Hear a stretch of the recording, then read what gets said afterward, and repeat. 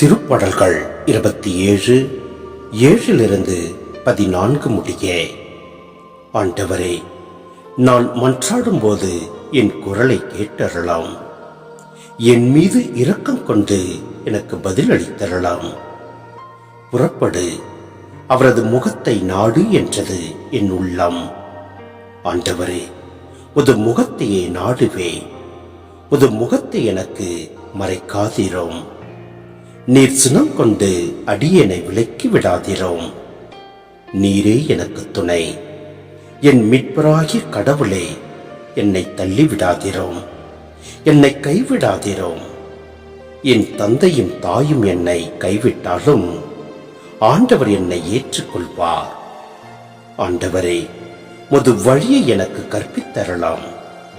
என் எதிரிகளை முன்னிட்டு என்னை செம்மையான பாதையில் நடத்தும்.